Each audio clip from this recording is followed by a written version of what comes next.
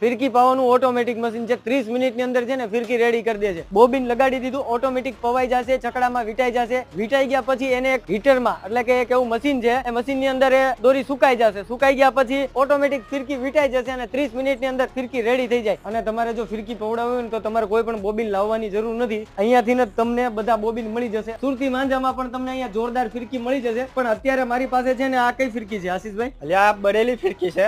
અને આમાં કેટલી વેરાયટી આવે? 4 વેરાયટી મળે. એમાં 1000 વાર મળે, 3000 વાર મળે અને એનાથી 5000 વાર મળે બળેલી. અને આમાં પણ સ્પેશિયલ ક્વોલિટી આવતી હશે? હા, સ્પેશિયલ ક્વોલિટી ની આવે. ઓકે. અને આપણી પાસે સુરતી માંજામાં કઈ કઈ ફિરકીઓ છે? સુરતી માંજામાં જુઓ, અમારા પાસે 1000 વાર છે, 2500 વાર છે, 5000 વાર છે ને. તમને ધાગામાં જોઈએ તો 9 તારનો તાર આવશે અને 12 તારના તાર આવશે. તેમાં તમને ખેંચવું હોય તો તમે 9 તાર બી લઈ શકો ને ઢીલ મૂકવું હોય તો 12 તાર બી લઈ શકો. એ અલગ અલગ આવશે. પંજાબી પતંગમાં પણ તમને મસ્ત મસ્ત વેરાયટી મળી જશે, જે એકદમ યુનિક અને માત્ર ને માત્ર શિવ